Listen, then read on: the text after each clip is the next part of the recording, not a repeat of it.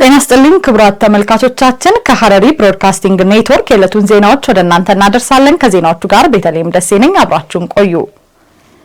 የኢትዮጵያ ሀገራዊ ምክክር ኮሚሽን የተጠናቀቀውን ወጥ አጀንዳ ነገ ለ4000 ተመካካሪዎች በጋራ እንደሚያቀርብ አስታወቀ።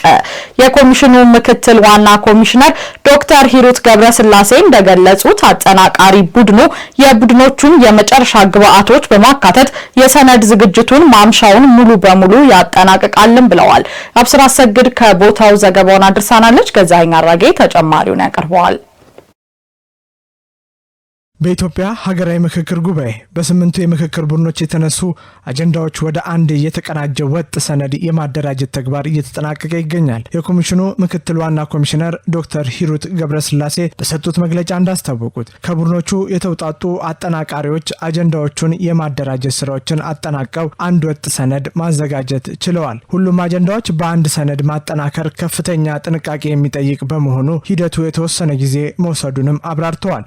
ባለፈው መግለጫችን እንዳሳወቅናችሁ እነዚህ ከ8ቱም ቡድን የተውጣጡ አጠናቃሪ ተሳታፊዎች ስራቸውን ሲሰሩ ቆይተዋል እና ይሄ ስራ የሁሉንም የ8ቱንም ቡድን አጀንዳ አጠናክሮ ማቅረብ ጥንቃቄ የሚፈልግ ስራ እንደመሆኑ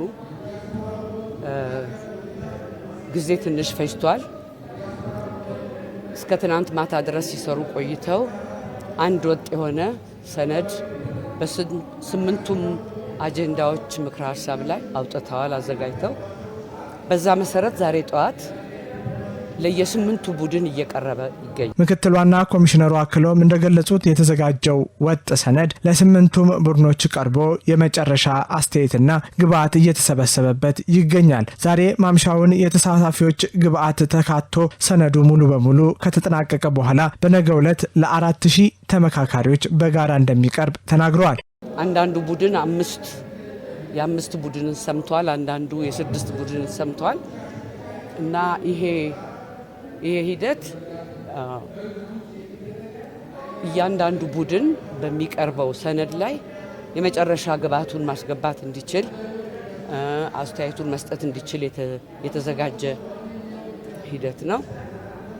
እነሱ ዛሬ 8ቱም ቡድኖች የ8ቱንም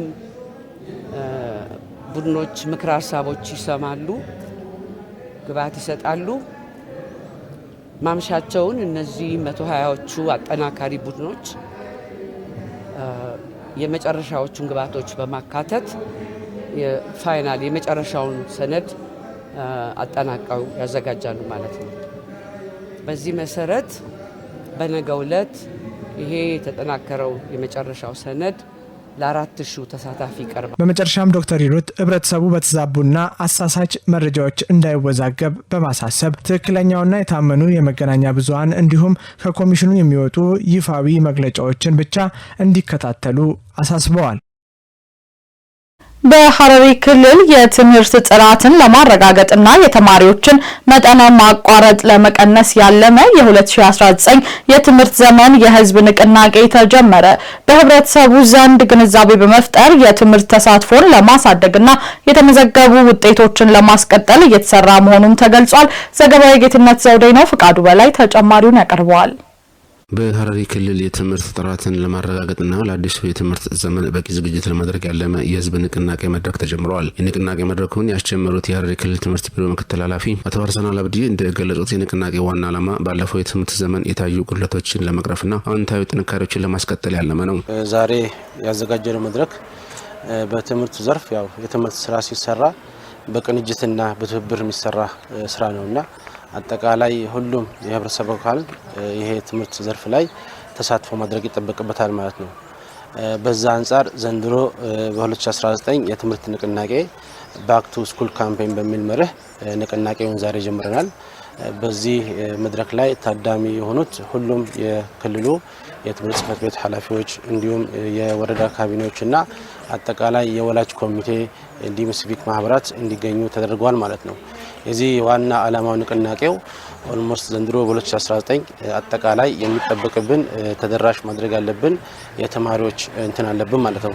በዛ ልክ ዘንድሮ ከምንጠብቀው ላይ በሀገር አቀፍ ደረጃ ወደ 820 ሺህ የሚሆኑ ለትምህርት የደረሱ ልጆች አንደኛ ክፍል ተምረው ሁለተኛ ክፍል ያልደረሱ ያቋረጡ ናቸው ማለት ነው። እንግዲህ ይሄ ዳታ የሚያሳየን እያንዳንዱ እነዚህ 820 ሺህ ስም ያላቸው የሚታወቁ ወላጅ ያላቸው ክላሳቸው የሚታወቅ ናቸው። ሆኖም ግን አቋርጠው ሁለተኛ ክፍል አልደረሱም ማለት ነው። እንግዲህ ይሄ እንደ ሀገር በጣም ትልቅ ነው። 820 ሺህ በአንደኛ ክፍል ደረጃ ማለት ነው። እንግዲህ ይህን ስናይ ወደ መካከለኛ ደረጃና ወደ ሁለተኛ ደረጃም ስንሄድ በዛው ልክ የተማሪዎቻችን በትምህርት ገበታቸው ላይ የማቋረጥ እንትኑ አዝማሚያው ያሳያል ማለት ነው። አክለውም በተለይ ክፍል መድገምንና የተማሪዎችን ማቋረጥ ለመቀነስ በሁሉም ትምህርት ቤቶች ልዩ ኮሚቴ ተቋቁሞ እንደሚሰራ ገልጸው ንቅናቄው በሁሉም የክልሉ ወረዳዎች ተጠናክሮ እንደሚቀጥል አብራርተዋል። እንደ ቢሮ ያው እውነቱን ለመናገር የከተማና የገጠር ላይ ያለው የመጠን ማቋረጥ ልዩነት ይለያያል ማለት ነው። ትክክል ነው። ጥናቶቹ የሚያሳዩት እንደዛ ነው። በየጊዜው እኛም በመናደርገው ዳታ የሚያሳየን እሱ ነው ማለት ነው።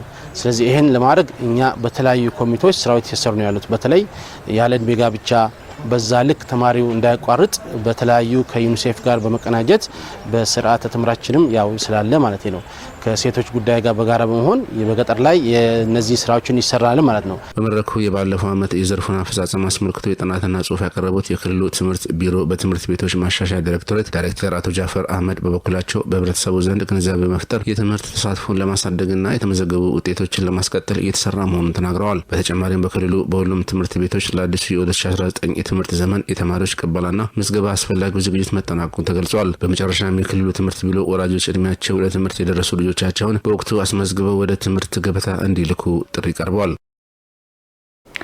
የክረምት በጎ ፍቃድ ነጻ የጤና ምርመራና ሕክምና አገልግሎት የዜጎችን የመመርመር ባህልን እያሳደገ እንደሚገኝ የሐረሪ ክልል ጤና ቢሮ አስታወቀ። በዘንድሮ ዓመትም በአጠቃላይ በክልሉ ከ200 ሺህ በላይ ዜጎች በዚህ የነጻ ሕክምና መርሃ ግብር ተጠቃሚ እንዲሆኑ እየተሰራ መሆኑ ተገልጿል። ሲሳይ ዘሪሁን ተጨማሪ ዘገባ አለው። በሐረሪ ክልል እየተካሄደ የሚገኘው የክረምት በጎ ፈቃድ መርሃ ግብር የነጻ ጤና ምርመራና ሕክምና አገልግሎት ለአቅመ ደካማና ለድጋፍ ለሚሹ ዜጎች በስፋት እየተሰጠ እንደሚገኝ የክልሉ ጤና ቢሮ ገልጿል። በተለይም መርሃ ግብሩ ነጻ የምርመራና ሕክምና አገልግሎት፣ ተላላፊና ተላላፊ ያልሆኑ በሽታዎችን ልየታ እንዲሁም የጤና ምክር አገልግሎትን ያካተተ ሲሆን ተጠቃሚዎችም የበሽታ ቅድመ መከላከል፣ ጤናማ አኗኗር ዘይቤና ወቅታዊ የጤና ጥንቃቄ ዙሪያም ግንዛቤ እያገኙ እንዲተደረገ መሆኑን ደግሞ የክልሉ ጤና ቢሮ ኃላፊ ዶክተር አብዲ አሚን ገልጸዋል። እኛን ሆስፒታሎች የእኛን ታካሚዎች የእኛን ክልል የእኛን ባለሙያዎች ከዚህ አገልግሎት እንዲታወቁና ወደፊትም በራሳችን ለመስጠት የምናደርገውን ጉዞ መንገድ ጠራጊ ብለን ነው የምናየው ማለት ነው። እሱ ብቻ አይደለም። ካታራክት ሰርጀሪ፣ የአይምሮ ግዶሽ ሰርጀሪ በነጻ በዚህ ዘመቻ እየተካሄደ ይገኛል። በቃጠሮ ኦፕሬሽን ሲጠባበቁ የነበሩ ተጠቃሚ ቀጠሯቸውን ለማሳጠር በዘመቻ መልክ እንዲሰራ አርግተናል። በተለይም ይላሉ ከፍሎ መታከም የማይችሉ የክልሉ ዜጎች ከፍሎ የመታከም ስጋታቸውን በመቀነስና የምርመራ ባህላቸውን በማሳደግ ረገድ ተጨባጭ ውጤት እያስገኘ መሆኑን አንስተዋል። አገልግሎቱን ስንቆጥሮ ደግሞ ቢያንስ 100 ብር ራሱ ብታስብ አንድን አገልግሎት 250 ሺህ አገልግሎት ብታስብ ምን ያህል እንደሚሆን ማሰብ ያስፈልጋል ማለት ነውና ይሄ መክፈል የማይችሉት ተመርምሮ የማያውቁት ገንዘብ የለኝም ብሎ ጤና ተቋም ደግሞ የማያውቁት የማህበረሰብ ክፍሎች ተጋላጭ የሚሆኑ ጎዳና ተዳዳሪዎችን ጨምሮ ማለት ነው። ጦተኞች ቁስል ማጠብ ቤት ለቤት እየተካሄደ ባሉበት ማለት ነው እንክብካቤ እየተደረገ ነው የሚገኘውና ይሄ እኔ በራሴም ስም በክልሉ ጤና ቢሮ ስም በጎ ፈቃደኞች ባለሙያዎቻችንን ከልብ ማመስገን ፈልጋለሁ። በተጨማሪም ተላላፊና ተላላፊ ያልሆኑ በሽታዎችን አስቀድሞ መለየት ያስቻለ እንደሚገኝም ዶክተር አብዲ አሚን አክለው ገልጸዋል። ሆስፒታሎቻችን በተለይ አሁን ጆግሎብሳል ብንወስድ ከአመታት በኋላ በኤፍኤስአር መድኃኒት ጭኖ ማስገባት የቻሉበት በሐኪም ወረዳ በኤረርና በሶፊ ወረዳ እንዲሁም በድሬ ጥጃራ ወረዳዎች የአይን ምንጽር 19800 በላይ የሚሆኑ የሾርት ሳይት ቪዥን አይግላስ ተሰራጭቷል ማለት ነው። ቀሪ ወረዳዎች ላይም ለማሰራጨት አሁን ከለጋሽ ድርጅቶች ጋር ስናወራ ነበር ማለት ነው። ይህ በጎ ተግባር ዜጎች ህመም እየተሰማቸው ከቤታቸው በመቀመጥ ፋንታ አገልግሎት ወደሚሰጥባቸው የመንግስትና የግል ተቋማት በመሄድ ያላንዳች ስጋት ምርመራና የሕክምና አገልግሎትን በነጻ እንዲያገኙ እያስቻለ ይገኛል። በአገልግሎት ደረጃ ይሄንን ሁሉም የመንግስት ተቋማት የተማከቱ የግል ጤና ተቋማት እየሰሩ ይገኛሉ ማለት ነው። አሁንም ኦንጎይንግ ነው ማለት ነው። የተለያዩ የቀዶ ሕክምናዎች የሜዲካል የተበላሹ የሕክምና መሳሪያ ጥገናም 80 በላይ አይተሞች ተጠግኗል። አሁን በዚህ እስካሁን ማለት ነው ከ80 በላይ የሕክምና መሳሪያ አይነቶች ማለት ነው። በዘንድሮ ዓመትም በአጠቃላይ በክልሉ ከ200 ሺህ በላይ ዜጎች በዚህ የነጻ ሕክምና መርሃ ግብር ተጠቃሚ እንዲሆኑ እየተሰራ መሆኑን ያወሱት የቢሮ ኃላፊው በቀጣይም በክልሉ ከሚገኙ የግልና የመንግስት ጤና ተቋማት እንዲሁም ከሌሎች አጋር አካላት ጋር በመተባበር የህብረተሰቡን ጤና የማሻሻል ስራዎችም በስፋት እንደሚሰሩ ጠቁመዋል። ጤና ከኔም ካንቴ ይጀምራል። ጤና የሁሉም ሰው ድርሻ ነው። ጤና ለሁሉ ነገር ምሰሶ ነው። ጤና ለብልጽግና ግብአትም ነው ግብም ነው። ግብአት ነው ስንል ጤነኛ ሰው ነው ሰርቶ ኮንትሪቢዩት ማድረግ የሚችለው ማለት ነው።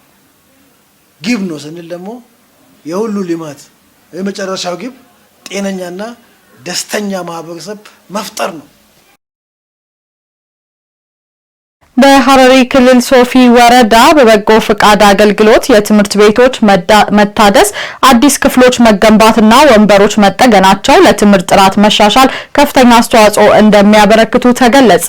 በወረዳው ትምህርት ማህበረሰብና በህዝብ ንቁ ተሳትፎ 15 ትምህርት ቤቶችን በማደስና ከ560 በላይ የተማሪ ወንበሮችን በመጠገን ለአዲሱ የትምህርት ዘመን በቂ ዝግጅት መደረጉም ተመላክቷል። ዘገባው የአብዲ ኡስማን ነው። ተጨማሪ ናርዶስ ዳምጤ።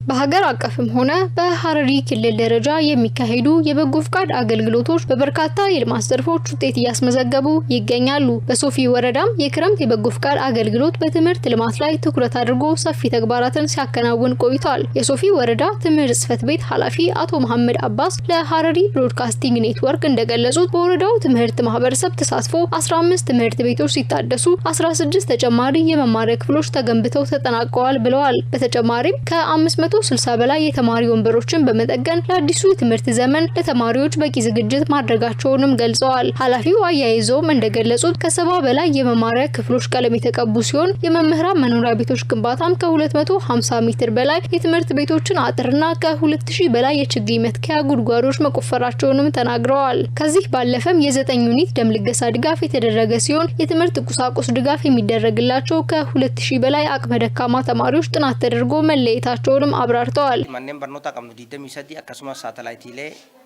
ኩታ ኬጂ ጀቹ ማንኔም በርኖታ ናናዋ ፈጎ ሐዋሳ ረጅራንራ ሳተላይት ናናው ሰኒ በነሜ ፊጅራ ከና ወልቀበቴቲስ ገረ ማንኔም በርኖታ ኩደሻኒ የሮ አማ ኸይሰት አንደኛ 23 ትምህርት ቤቶችና የኬጂ ክፍሎችን ከፍተናል። ከነዚህም ውስጥ 15 ትምህርት ቤቶች ጸርተውና ቀለም የተቀቡ ሲሆን በጥሩ ደረጃ ላይ ይገኛሉ። ባለፈው ዓመት ጀምረናቸው ያልተጠናቀቁ ደግሞ 16 የመማሪያ ክፍሎችን በዘንድሮ ዕለት አጠናቀናል። ጥገና የሚያስፈልጋቸውንም 13 የመማሪያ ክፍሎች ጠግነናል። የመጸዳጃ ቤት ጉድጓድም ተቆፍሮ ተጠናቆም ተዘጋጅቷል። በአዲስ መልክ ወደ 7 የሚጠጉ የመማሪያ ክፍሎችን ገንብተናል። የመምህራን መኖሪያ ቤቶችንም እንደዛው። ይህ ደግሞ የመማር ማስተማሩን ችግር ይቀንሳል። 3 ክፍሎችን ገንብተን መምህራን እየኖሩበት ይገኛል። ከተማሪዎች ወንበር ጥገና ጋር ተያይዞ ተማሪዎችን ለመቀበል 560 ወንበሮች ተጠግነው ለአገልግሎት ዝግጁ ሆነዋል። በሶፊ ወረዳ ካሉን 264 የመማሪያ ክፍሎች መካከልም ከ70 በላይ የሚሆኑትን ቀለም ተቀብተው ተዘጋጅተዋል። የአኡመር ትምህርት ቤት ርዕሰ መምህር አቶ ቡሽራ መሐመድ በበኩላቸው በበጎ ፍቃድ አገልግሎቱ የተከናወኑ ተግባራት የመማሪያ ክፍሎች ጥበትን ከመፍታትን ባለፈ የመምህራንን የመኖሪያ ቤት ችግር በማቃለል ለመማር ማስተማር ሂደቱ ምቹ ሁኔታን መፍጠሩን ገልጸዋል። በተለይ እነዚህን ተጨማሪ መማሪያ ክፍሎች መገንባት የትምህርት ጥራትን ያረጋግጣል። ለአብነትም ቀደም ሲል ትምህርት ቤታችን 8 የመማሪያ ክፍሎች ብቻ ነበሩት። እሱንም በፈረቃ እንጠቀምበት ነበር። አሁን ግን የቱቶሪያል ማጠናከሪያ ትምህርት መስጠት ስንፈልግ ክፍላተን ስንቸገር ነበር። በአሁኑ ሰዓት ግን የተገነቡት የመማሪያ ክፍሎች ይህንን ችግር ቀርፈውታል። የትምህርት ጥራትን በማረጋገጥ ረገድም ከፍተኛ ሚና አለው።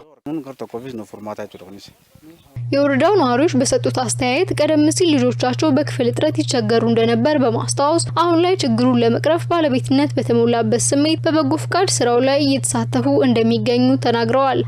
ዱራን ጆለንተኛ ዱማቴ ደሬ ተካካይዘት ወለድ ዲፓቴ ቱርቴ ቀደም ሲል ልጆቻችን የመማሪያ ክፍል በማጣታቸው ምክንያት ተጨናንቀው ይማሩ ነበር። ይህንን ችግር ለመፍታት ህብረተሰባችንን በማሳተፍ እነዚህን ክፍሎች ገንብተናል። አሁን ደግሞ ያላጠናቀቅናቸውን እያጠናቀቅን እንገኛለን። በህብረተሰቡ ተሳትፎ ነው የገነባነው። ህዝባችን ይህ የራሳችን ንብረት መሆኑን ተገንዝቦ ነው በፍላጎትና በደስታ ተሳታፊ እየሆነ እየገነባ የሚገኘው። ጉያን ኦለኒ ማናከና ፈካት ሆነ ያረጁ ረኮን ከይሴታን ቱራን አማ ኩታ ኬጂ ተከካይሰ ነማ ሰገልተሚ ኦሊ በረታ ቀደም ሲል በአንድ የኪንደርጋርተን ወይም ኬጂ ክፍል ውስጥ ከ90 በላይ ህጻናት ይማሩ ነበር። ከዚህ ችግር የተነሳ ህጻናቱ በጣም ይቸገሩ ነበር። ስለዚህ መማሪያ ክፍሎችን ማብዛት አለብን ብለን ተነሳን። ብዙም ሰዎች የጉልበት አቅም ያላቸው በጉልበታቸው፣ የገንዘብ አቅም ያላቸው ደግሞ በገንዘባቸው በመንችለው ነገር ሁሉ ተሳታፊ በመሆን እየገነባ እንገኛለን። ልጆቻችን በጥራት እንዲማሩም ሌሊትና ቀን እየሰራን እንገኛለን። አክለውም ልጆቻቸውን በጥራት የማስተማር ፍላጎት ያላቸው በመሆኑ ወደፊትም በልማት ስራዎች ላይ በጠንካራ ሁኔታ እንደሚሳተፉም አረጋግጠዋል። የደብረ ታቦር ቡሄ በዓል የክርስቶስ ብርሃነ መለኮት የተገለጠበት ጥልቅ ሃይማኖታዊና ባህላዊ እሴት ያለው መሆኑን በኢትዮጵያ ኦርቶዶክስ ተዋሕዶ ቤተክርስቲያን የምስራቅ ሐረርጌ ሀገረ ስብከት የሐረር መካነ ስላሴ ቤተክርስቲያንና የሸንኮር ደብረ ገሊላ መጥምቀ መለኮት ቅዱስ ዮሐንስ ገዳማት ዋና ጸሐፊ መጋቢ ብርሃናት በትረ ወንድምስሻ ገለጹ። የኢትዮጵያ ኦርቶዶክስ ተዋሕዶ ቤተክርስቲያን ምዕመናን የደብረ ታቦር በዓልን በድምቀት እያከበሩ ይገኛሉ። ገዛኸኝ አራጌ በዚህ ዙሪያ ተጨማሪ ዘገባ አለው።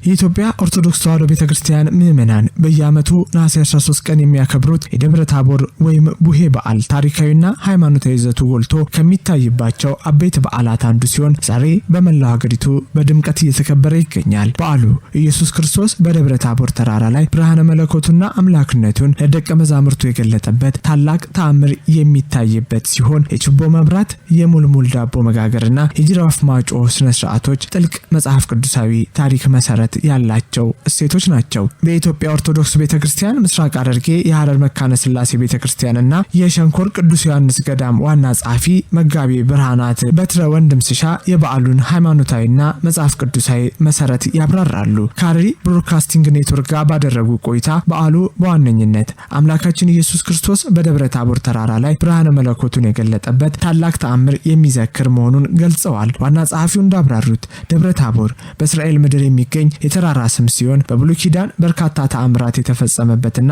ነቢያት ተግባራቸውን ያከናወኑበት ስፍራ ነበር ብለዋል። በአዲስ ኪዳንም በማቴዎስ ወንጌል ምዕራፍ 17 እንደተመዘገበው ኢየሱስ ክርስቶስ ከደቀ መዛሙርቱ ጴጥሮስን፣ ያዕቆብና ዮሐንስን ይዘው ወደ ተራራ በመውጣት ብርሃነ መለኮቱን አምላክነቱን ገልጧል። በዚህ ቅጽበት የክርስቶስ ልብስ እንደ በረዶ ነጭ ሆኖ ተለውጦ ከብሔረ ሕያዋን ኤልያስ ከመቃብር ሙሴን አስነስቶ በማግኘት አምላክነቱን አስመስክሯል ብለዋል። ቡሄ የሚለው ስያሜ በመጽሐፍ ቅዱሳዊ ይዘቱ በራ፣ ነጭ ሆነ ወይም የሚታይ ብርሃን ከሚለው ትርጉም የመጣ የልምድ ስያሜ እንደሆነ አክለው ገልጸዋል። ነቢያት ብዙ ስራ የሰሩበት እግዚአብሔርም ተአምራቱን የገለጸበት ተራራ ነው።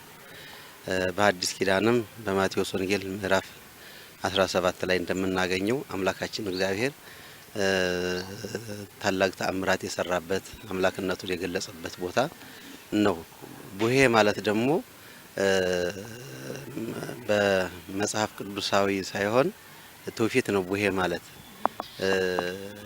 ማለት በራ ወይም ደግሞ በራ የሚታይ የሚበራ ነገር እንደማለት ነው እና ይሄም ደብረ ታቦር ተራራ ላይ ብርሃን መለኮቱን አምላካችን እግዚአብሔር ስለገለጸ ቡሄ በማለት በልምድ የተገኘ ስም ነው ማለት ነው።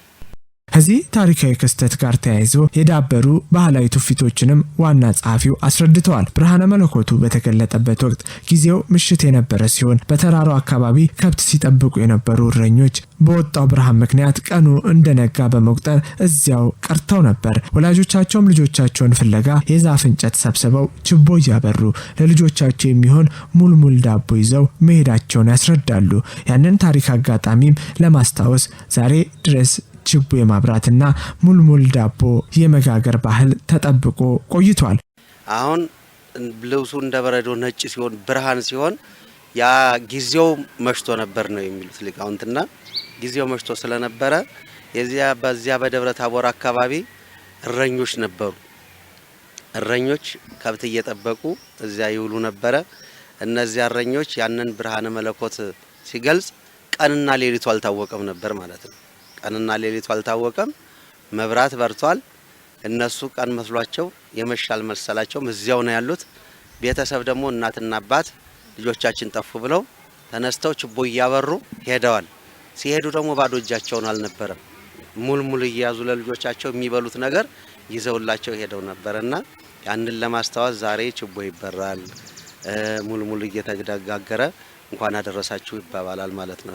ወጣቶች ህፃናት በእለቱ ነጭ ልብስ መልበሳቸው በደብረ ታቦር የተገለጠው የብርሃኑን ነጭነት የሚያመላክት ሲሆን ጅራፍ ማጮኋቸው ደግሞ አምላክነቱ በተገለጠበት ወቅት እንደ ነጎድጓድ ይሰማ የነበረው ኃይለኛ ድምጽ የሚያስታውስ መሆኑን ዋና ጸሐፊው ጠቁመዋል። ህፃናትና ወጣቶች ቡሄ በሉ እና ቡሄ መጣ ያመላጣ ቅቤ ቀቡት እንዳይነጣ እያሉ የሚጫወቱት ጨዋታም ይህንን መጽሐፍ ቅዱሳዊ ታሪክ በህይወት ተርጉመው የሚያስቀጥሉበት መንገድ እንደሆነ አስረድተዋል። በአጠቃላይ የደብረ ታቦር ወይም ቡሄ በዓል የክርስቶስ አምላክነት የተገለጠበት በመከራና በፈተና የሚበዛበት በዚህ ዓለም ውስጥ የቤተክርስቲያንና የብርሃን ምሳሌ ሆኖ የሚያገለግል ታላቅ ሃይማኖታዊና ባህላዊ እሴት ነው።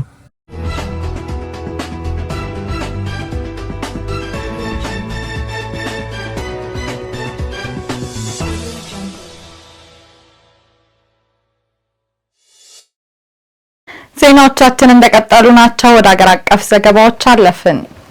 በስምንተኛ ክፍል ክልላዊ ፈተና ከ80 በመቶና ከዚያ በላይ ያመጡ ተማሪዎችን በአዳሪ ትምህርት ቤት ለመቀበል ምዝገባ መጀመሩን ትምህርት ሚኒስቴር አስታወቀ። በሌላ ዜና የታላቁ የኢትዮጵያ ህዳሴ ግድብ በአባይ ውሃ ፍትሃዊ አጠቃቀም ላይ ለዘመናት የቆየ የተዛባ ትርክትን የቀየረ ነው ሲሉ የህዳሴ ግንባታ ፕሮጀክት ማስተባበሪያ ጽህፈት ቤት ዋና ስራ አስፈጻሚ ዶክተር አረጋዊ በርሄ ገለጹ። እሌንሽ መልስኝንና መሰል ሀገር አቀፍ ዘገባዎችን በተከታይነት ታቀርብልናለች።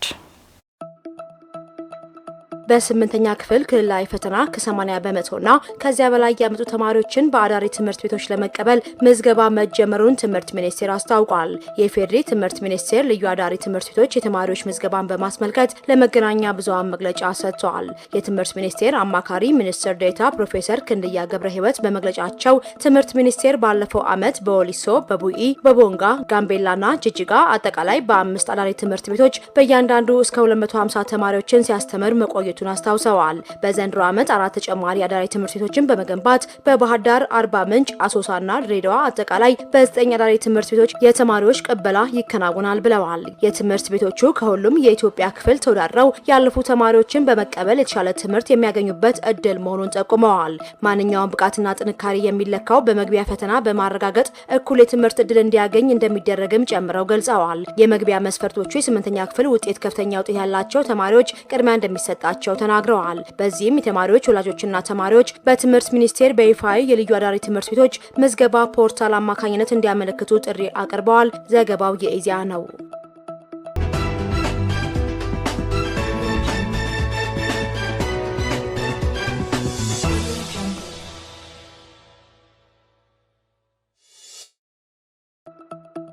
ኢትዮጵያ የምግብ ሉዓላዊነትን ለማረጋገጥና ምርታማነትን ለማሳደግ በሌማት ትሩፋት በመስኖ ስንዴና አረንጓዴ አሻራ መርሃ ግብሮች ትኩረት በመስጠት ስኬታማ ተግባራትን ማከናወኗን የግብርና ሚኒስቴር ገልጸዋል። የግብርና ሚኒስቴር አማካሪ ዜና ሀብተወልድ እንዳሉት በኢትዮጵያ የግብርና ምርትና ምርታማነትን ማሳደግ የሚያስችሉ ውጤታማ ተግባራት ተከናውነዋል።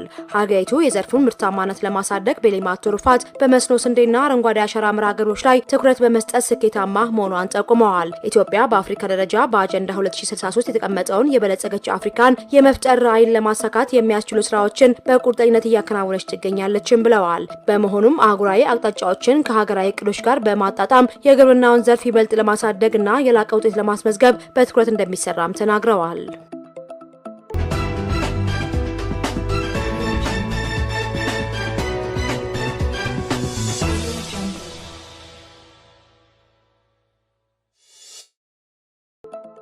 የታላቁ ኢትዮጵያ ህዳሴ ግድብ በአባይ ውሃ ፍትሃዊ አጠቃቀም ላይ ለዘመናት የቆየ ተዛባ ትርክት የቀየረ ነው ሲሉ የህዳሴ ግድብ ግንባታ ፕሮጀክት ማስተባበሪያ ጽህፈት ቤት ዋና ስራ አስፈጻሚ ዶክተር አረጋይ በርሄ ገልጸዋል። ዶክተር አረጋይ በርሄ ግድቡ የትኛውንም ሀገር እንደማይጎዳና ይልቁንም ቀጠናውን በኢነርጂ እያስተሳሰረ መሆኑን በተግባር ማረጋገጡን አስገንዝበዋል። ነገር ግን ግብጽ ይህንን እውነታ በመካድ አሁን ላይ የቀደመ በጩኸት የማደናገር ተግባሯን በስፋት እያከናወነች መሆኗን አስታውሰዋል። አባይ የተፋሰሱ ሀገራት በትብብር የሚጠቀሙበት ሀብት እንጂ የግብጽ የግል ንብረት አይደለም ያሉት ዶክተር አረጋይ ከዚህ አኳያ የግብጽ የማደናገር ዘመቻ ሊቆም ይገባል ነው ያሉት። የኢትዮጵያ ዋነኛ ዓላማ በትብብር ማደግ መሆኑን አውስተው ግብጽ ከአባይ ውሃ ፍትሃዊ አጠቃቀም ጋር ተያይዞ የምታሰራጫቸውን መሰረተ ቢስ ውንጀላ መመከት እንደሚገባም አጽንኦት ሰጥተዋል። ኢትዮጵያውያን በትብብር ምን ማሳካት እንደሚችሉ በታላቁ የህዳሴ ግድብ ግንባታ ማሳየታቸውን ጠቅሞ በቀጣይ በርካታ ግድብ የመገንባት አቅሙን ዝግጁነቱም አላቸው ማለታቸውን ይዘው ዘግበዋል። ይህን የህዳሴ ግድብ ልምድ በቀጣይ ለሚከናወኑ መሰል የልማት ስራዎች ትልቅ ግብዓት መሆኑንም አብራርተዋል።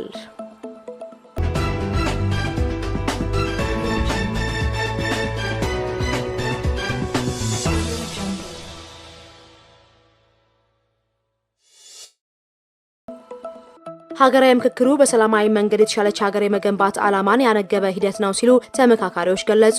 በሀገራዊ ምክክር ጉባኤ ተሳተፉ የሚገኙት ተመካካሪዎች በሀገሪቱ ያሉ ችግሮችን በውይይትና በመግባባት ለመፍታት የተካሄደ ያለው ሂደት ጠቃሚ መሆኑን ተናግረዋል። ተመካካሪዎቹ እንዳገለጹት ሀገራዊ ምክክሩ በጦርነትና በጥላቻ ሳይሆን በውይይት ችግሮችን የመፍታት ሰላማዊና ጤናማ ሀገር የመገንባት ዓላማን ያነገበ ሂደት ነው። በምክክሩ ከተለያዩ የህብረተሰብ ክፍሎችና የፖለቲካ አካላት የተውጣጡ ተሳታፊዎች በእኩልነት የተሳተፉበት መሆኑንም ጠቅመዋል። ሂደቱ ትንሽ ቡድኖች ውይይት በመነሳት ወደ ሰፋፊ የምክክር መድረኮች መሸጋገሩን አንስተው በዚህም ተሳታፊዎች የሌሎች ማህበረሰቦችን ችግሮችና እይታዎች በተሻለ ሁኔታ እንዲረዱ እድል መፍጠሩንም ገልጸዋል። የሚነሱ ሀሳቦች ለሀገር ያላቸው ጥቅምና ጉዳት በጋራ የተመዘነ ወደ ጋራ መግባባት ለመድረስ ጥረት የተደረገ መሆኑንም አንስተዋል። ኢትዮጵያውያን በአንድ መድረክ ተቀምጠው የተለያዩ ህመሞችንና ችግሮችን በመወያየት የጋራ መፍትሄ መፈለጋቸው ለዘላቂ ሰላምና መግባባት ተስፋ የሚሰጥ ነው ብለዋል። ዘገባው የፋና ብሮድካስቲንግ ነው።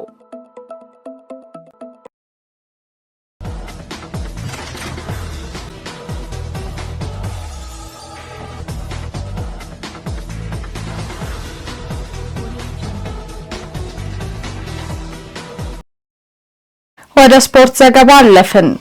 መቻል አቡበከር ናስርን ሲያስፈርም ለእግር ኳስ ቡድኑ ሽኝት አደረገ። በዝውውር ዜና አስቶን ቪላ ጃፓናዊውን ግብ ጠባቂ ዛዮን ሱዙኪን ሲያስፈርም ማንቸስተር ዩናይትድ ካርሎስ ሌባን ለማስፈረም ተቃርቧል። ጅላሎ ኑሪ መቻል አቡበከር ናስርን ሲያስፈርም ለእግር ኳስ ቡድኑም ሽኝት አድርገዋል። በ2019 የውድድር ዓመት ራሱን የዋንጫ ተፎካካሪ ለማድረግ ከአሰልጣኝ ቅጥር ጨምሮ ቡድኑን እያጠናከረ የሚገኘው መቻል ውጤታማውን የፊት መስመር ተጫዋች አቡበከር ናስርንና 3 የውጭ ሀገር ተጫዋቾችን በማስፈረም ቡድኑን አጠናክረዋል። ለሱዳን ብሔራዊ ቡድን ጥሪ የደረሰው የተከላካይ አማካዩ ሙደሲር ያህያ መሐመድ፣ የላይቤሪያ ዜግነት ያለው አማካዩ ሞሪስ ኬኔ እንዲሁም ግዙፉ ግብ ጠባቂ መሐመድ ካማራ መቻልን ተቀላቅለዋል። እግር ኳስ ቡድኑ በትላንትናው ዕለት በስፖርት ክለቡ መሰብሰቢያ አዳራሽ ለ2019 የውድድር ዓመት ዝግጅት ለመጀመር ለቡድኑም ሽኝት ተደርጎለታል። በሽኝት ፕሮግራሙ ላይ የተገኙት የመከላከያ መቻል ስፖርት ክለብ ስራ አስፈጻሚ ብርጋዴር ጀነራል ኑሩ ሙዘይንና የክለቡ አመራሮችም በጋራ በመሆን የመከላከያ መቻል ስፖርት ክለብን አርማ በአደራ በዋና አሰልጣኙ ውበቱ አባተና በቡድኑ ምክትል አምበል ዳዊት ማሞ አማካኝነት ለቡድኑ በአደራ አስረክበዋል። መቻል ፈልጎኝ ሳይሆን እኔም በጣም ወደምፈልገው ክለብ በኃላፊነት በመምጣቴ በጣም ደስተኛ ነኝ ያሉት አሰልጣኙ ውበቱ አባተ ከዚህ ታሪካዊ ክለብ ጋር በርካታ ስኬቶችን በማስመዝገብ የራሴን አሻራ ለማሳረፍ ከቡድኑ አባላት ጋር ዝግጁ ነኝ። የተሰጠንም አደራ የበለጠ የሚያነሳሳ ይሆናል ብለዋል። መቻል የ2019 የውድድር ዓመት ዝግጅቱን በዛሬው ዕለት በቢሾፍቱ ከተማ በመከላከያ ባህር ኃይል ሜዳም ጀምረዋል። አስቶን ቪላ ጃፓናዊውን ግብ ጠባቂ ዛዮን ሱዙኪን አስፈርመዋል። አስቶን ቪላ ጃፓናዊውን ግብ ጠባቂ ከፓርማ ለማስፈረም 35 ሚሊዮን ዩሮ ወጪ አድርጓል። አሜሪካ ውስጥ የተወለደው ዛዮን ሱዙኪ ፕሮፌሽናል የእግር ኳስ ህይወቱን የጀመረው በ18 ዓመቱ ለጃፓኑ ኡሩዋ ሬድ ዳይመንድስ በመጫወት ነበር። ባለፉት 2 ዓመታት በጣሊያኑ ፓርማ ያሳለፈው የ23 ዓመቱ ሱዙኪ ኤሚሊያኖ ማርቲኔስ በቪላ የመቆየቱ ነገር እርግጥ አለመሆኑን ተከትሎ ነው የአውሮፓ ሊግ ሻምፒዮኑን ክለብ የተቀላቀለው። በ23ኛው ዓለም ዋንጫም የጃፓን ብሔራዊ ቡድንንም ወክሎ ተጫውተዋል። ዛዮን ሱዙኪ በእንግሊዝ ፕሪሚየር ሊግ በመጫወት የመጀመሪያውም ጃፓናዊ ግብ ጠባቂም ይሆናል። ማንቸስተር ዩናይትድ ካርሎስ ባሌባን ለማስፈረም እንደተቃረበ እየተነገረ ይገኛል። ማንቸስተር ዩናይትድ የብራይተኑን አማካይ ካርሎስ ባሌባን ለማስፈረም እስከ 60 ሚሊዮን ፓውንድ በቋሚነት አቋሙ እየታየ የሚጨምር 5 ሚሊዮን ፓውንድ የዝውውር ሂሳብም አቅርበዋል። ማንቸስተር ዩናይትዶች ካሜሩናዊውን የ22 ዓመት ተጫዋች ወደ ኦልድ ትራፎርድ ለማምጣት በግል ጥቅም መስማማታቸውም ነው የታወቀው። የመሃል ሜዳቸውን ለማጠናከር ከዚህ ቀደም ዩሪ ቴሌማንስን ከአስቶን ቪላ እንዲሁም አንድሬ ሳንቶስን ከቼልሲ ያስፈረሙት ዩናይትዶች አሁን አይናቸውን ወደ ካርሎስ ባሌባ ዙረዋል። ካርሎስ ባሌባ በአሁኑ ሰዓት ባጋጠመው የቁርጭምጭሚት ጉዳት ለተወሰኑ ሳምንታት ከሜዳ መራቁ ይታወሳል። ክቡራት ተመልካቾቻችን ለዕለቱ ያዝንላችሁ ዜናዎች ተከታትላችሁ መስል ነበር። አብራችሁን ስለቆያችሁ ከልብ እናመሰግናለን። ከቀሪ የሐረሪ ቴሌቪዥን ፕሮግራሞች ጋር መልካም ጊዜ